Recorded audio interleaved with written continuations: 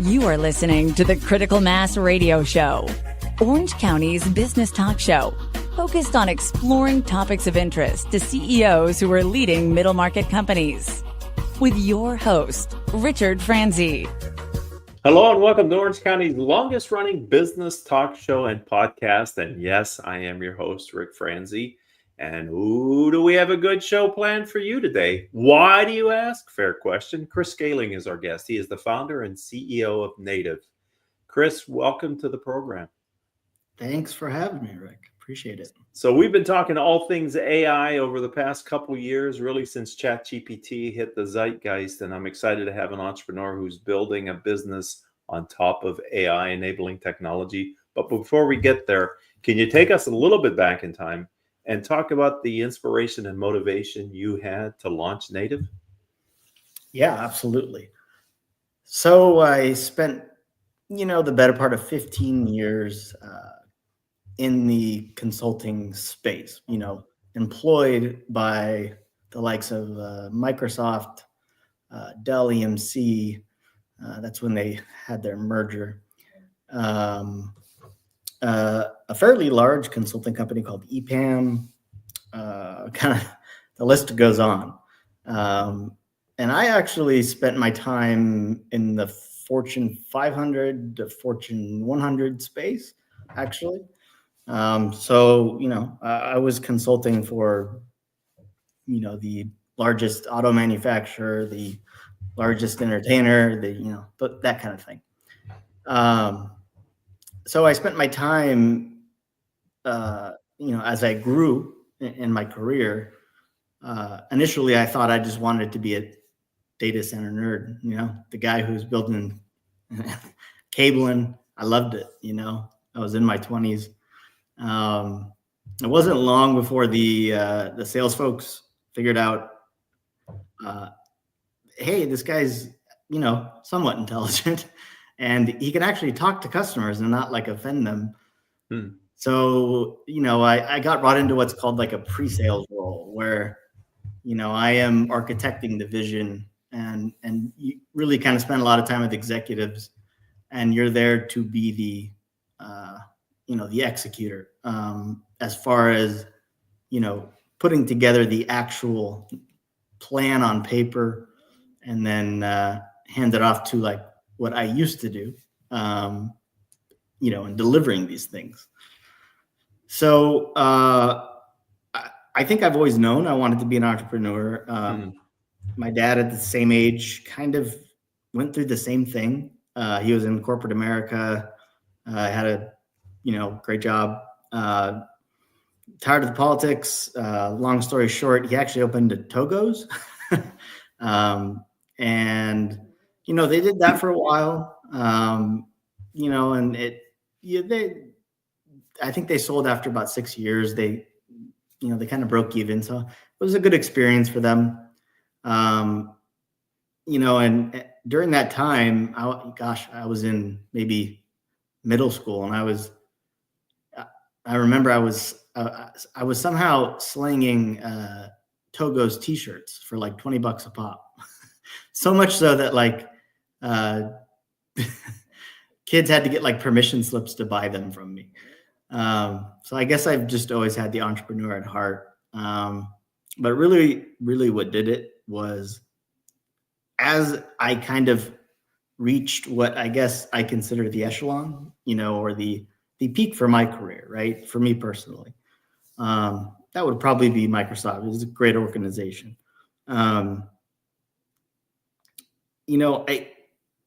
I still saw these fundamental problems repeated over and over and over. And it kind of just ruined the customer experience. And I've always been one that my approach is always, okay, how do I do it differently than everybody else? My differentiation is my differentiation, if that makes any sense. So I actually was at Microsoft working for one client, actually here in Orange County, and that's pretty rare. Usually you have to travel around. You could probably figure it out, but they're a Fortune 80 company. I mean, there might be a couple of them, but they actually were doing a lot with what we call AI at the time, something called Azure Cognitive Search. And it looks like dinosaur bones in comparison to what we have today. I actually ended up working with the engineering team at Microsoft to create a bigger version of the product that Microsoft offered, because they didn't offer a big enough one to handle the workload that we were putting in there. And that SKU, I guess you can call it, still there today. So I kind of fell in love with AI at that point. I really saw the possibility, but I also saw there's massive limitations. Basically, like, our success criteria was maybe roughly, they process a lot of real estate documents in mass, in the hundreds of thousands. And they were doing, OCR, optical recognition on the actual text, because there was no standardized format for their particular niche or their business. So the success criteria for this, the AI to identify the text in its unstructured format, was roughly maybe 60, maybe 70%, right? Where fast forward to today, I could hold up a piece of paper like this to the camera right now, and ChatGPT could read it with an emotional voice. And I could ask it in the middle to talk in an Irish accent, and it will seamlessly switch to a perfect Irish accent. They just recently introduced this emotion. So it very closely resembles the movie Her, if you've ever seen that. Mm-hmm. Absolutely. So to answer your question, it was a combination of, I saw the public cloud move coming. That's why I went to Microsoft. I saw AI, and you'll probably hear me say this a couple times. It might be hyperbole, or might sound salesmanshipy, but I'm not that type of guy. I'm a technologist. I truly believe this will be the single biggest impact on humanity we have seen to date. I am knee deep in this stuff every single day. And I think when we talk about predictions, you'll hear an interesting take on it. But I think what needs to resonate from that statement is, every single business, even small business. I've worked with lots of small business. In fact, they are more eager to adopt AI, than the enterprise. And it's not out of reach at all. I mean, it's a dichotomy a bit, but it's more accessible. It's more, it's not like moving this big amount of data and things into the cloud that takes just massive amounts of work. It's that immediate impact, provided you have somebody who knows what they're doing. Mm-hmm. Because this is a generative product, right? And it's a flexible product, AI. That's the thing I think people get frustrated with, mostly with AI, is, the erratic responses, and there's reasons for that, but it's generative by nature, right? So it will give you an answer. And sometimes maybe it won't be correct, but they're doing a lot of work on that. But so Chris, if I could ask you, yeah. tell us about Native. Tell us who you're helping, what problems are you solving, and how is your consultancy, supporting the clients that you're working with? Yeah. So, initially our target was going to be the mid-market. That seemed to be the easy middle ground for the experience that I brought. But what I found was as we started doing our lead gen and all of that, believe it or not, we would actually get individuals reaching out. I like individual real estate agents. I had patent attorneys. These are people that were willing to pay, decent amount of money, for custom developed, tools to, give them the edge, I guess you could say. That would maybe make up like 30%, 20%, maybe something like that. But that was an astronomically high number to me. But the way that we help business is we figure out the best way and the most appropriate way, to integrate AI as it is, changes day to day, that provides a tangible outcome, right? I can give you an example if you want me to. Yeah, that'd be very helpful. Yeah. Okay. A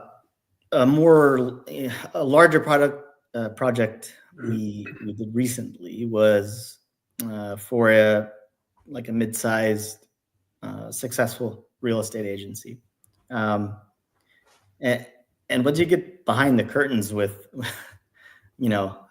how they do everything, it's kind of fascinating. But they have lead gen just like everybody else, right? And there are services, right, where we can pull in all of this data, right, from a programmatic standpoint, right? So if you go on a Zillow, they're likely calling back to this big data warehouse, right, through a programmatic approach, which lends itself, very well to what we call an AI agent. And that word agent is important because that's all you're going to hear about for about the next year.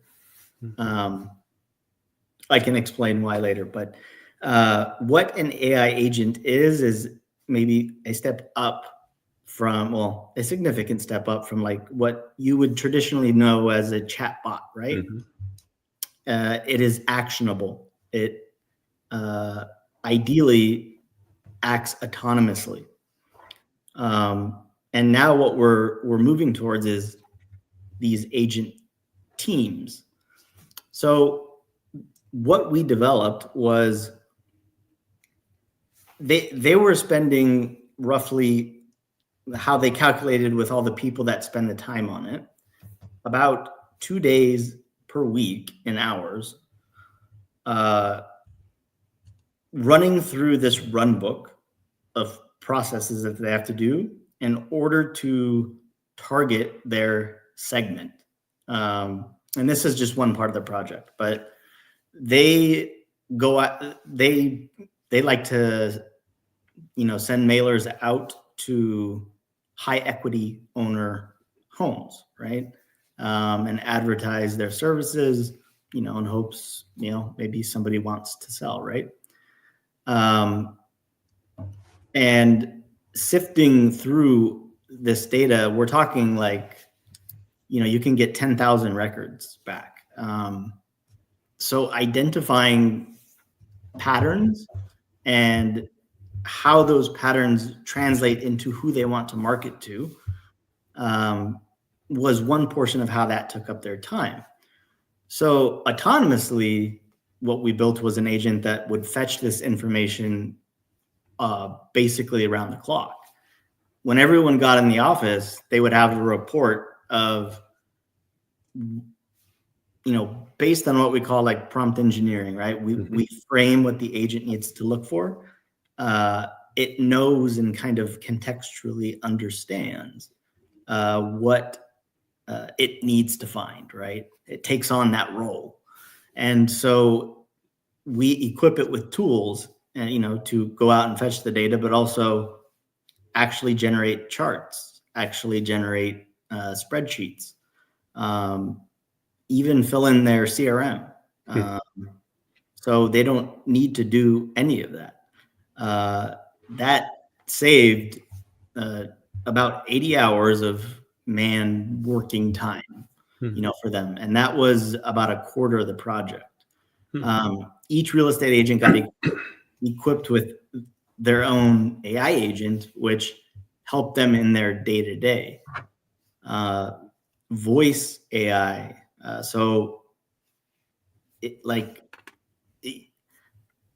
You can call their cell phone if they're in the middle of a showing.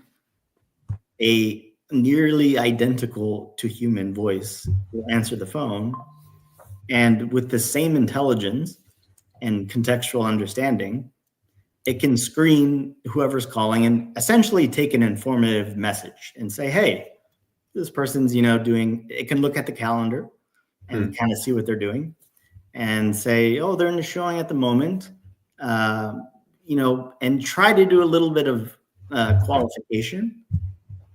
So it will actually try to qualify. In fact, I have a voice agent on my website that does the same thing. It will actually try to qualify you and then book a meeting. And it does it all autonomously. So that was huge because they were missing tons of calls. I think we measured it up until like 36%, something like that. So, that's just kind of a sample of it. So you said earlier, and I mentioned that I'd like to talk with you about the evolution of AI. And so maybe you could take a few minutes to forecast from your perspective, your vantage point, what we as entrepreneurs and business owners can expect to see in the near term from AI. Lots of development on this and heavy debate. And I will tell you, I wrote a blog about this and I will put it up on my website. So if anyone wants to read it, it's like kind of right up, easy to find. I basically wrote about all of these people making, these educated PhDs and trying to forecast and make these logical, assumptions and predictions about where we're going to be with AI in 5 years and 10 years. We have never had in human history a form of intelligence working side by side with us. And I talk about in the blog how it compounds on each other with various factors. So you have an increase in the hardware, you have this and that, it compounds. So maybe it sometimes doesn't feel like it, but in my opinion, we are at an exponential growth. It is not linear. And case in point, if you, believe the person who started all of this, who is Sam Altman, the CEO of OpenAI, their ultimate goal is for what's called AGI. That's artificial general intelligence. That's when things get really smart. But they basically said it's a 1 through 5. And, where we were at was a 1. We just recently reached level 2, which means the AI model, if you go into your ChatGPT, if you pay for it, it's the model that says 1.0. It actually thinks and it reasons. So it's a reasoning model. So it doesn't just spit an answer out at you. It does what we call chain of thought and reflection. But what he said was the next logical step for like what we're labeling step 3 as, which is our next step, is what they're calling agents. So what that tells you is OpenAI themselves is going to invest heavily in this agentic, idea, because that's how and what I agree with, how we will reach this AGI. This is Sam Altman's goal. That's why he founded the company, to reach AGI. And we're just kind of along for the ride. But I would say about 2 months ago, most people agreed, at minimum about 3 years, maybe 7 years, we would be at kind of the pinnacle of where we're going to be, which is AGI, right? Then it gets into the scarier stuff, which is the super intelligence. But that, I would say, is a ways out. But recently, and he usually never answers this question ever, but he actually answered it. And he said, I think next year we will have AGI. And that kind of shocked the entire world. Like, it's a very big deal, because that's when you get R2D2 walking around the bus. Love R2D2. I love R2D. I will be the first guy to have an R2D2 in my house. So, Chris, it sounds like from listening to you on the show today that you are actively helping companies to embed AI in their processes to save time and money and to increase their functionality, as your example with the voice assistant as one of them. So if someone is interested today or in the future in talking with you or learning more about Native, how do they find you on LinkedIn, and where should they go to learn more about you from? Sure. So LinkedIn, you can find me at the typical LinkedIn / and then it's just my first and last name. So CHRIS, and then it's SKALING. Feel free to send me a connect. I'd love to connect with anybody. And then you'll see a company page that's attached to my page, which is the Native LinkedIn page. But the main place to go would be our website, which is native.cloud. And it's, artfully spelled wrong on purpose. So it's NAITIVE .cloud. So that is our website. If you kind of want to get an idea of what the what these agents kind of do, I have the lead qualification one on my website, where if you chat with it, it's going to see if you have an AI project. If you do, it will book a meeting for me, and it will send you off the invite. It will populate my CRM. It will do all kinds of things. But you can kind of get a little sample there, and soon I'm going to be offering kind of like a playground where even the novice can start to see things that people like me kind of want to show them. But I think what I'll say is there's a broad spectrum of implementing AI, right? We have all the way from low code, which is, platforms, it's called, like, if you've heard of it, Zapier or make.com, right? Where you kind of string together these things, and we basically inject these AI nodes, into the path. So it provides this logical intelligence that allows you to automate things faster, quicker, easier. But that's just optimizing your current business. Like, really what I try to bring is a new paradigm, something that you have not been able to offer, or an entirely new customer experience, right? And that's going to have to be another show, but okay. yeah, there's a lot there. Well, I was excited to have you on the show. I said at the top of the show, we were going to have a good show. And Chris, you took us on a tour de force. I really appreciate the time today. Thank you. Thank you so much for having me, Ray. It was great. And thank you to the audience. You've been a part of Orange County's longest running business talk show and podcast. Chris's episode's now in our catalog of 1,500 plus interviews that we've done. If you're an Orange County entrepreneur, you want to be a guest on our show like Chris just was, reach out to me on LinkedIn. If we're not already a first level connection, let me know your interest. And between Haley, our producer, and myself, we can get you set up to be a future guest on the show. And until the next time we all have a chance to be together, I hope all of your business decisions will move your company in a positive direction.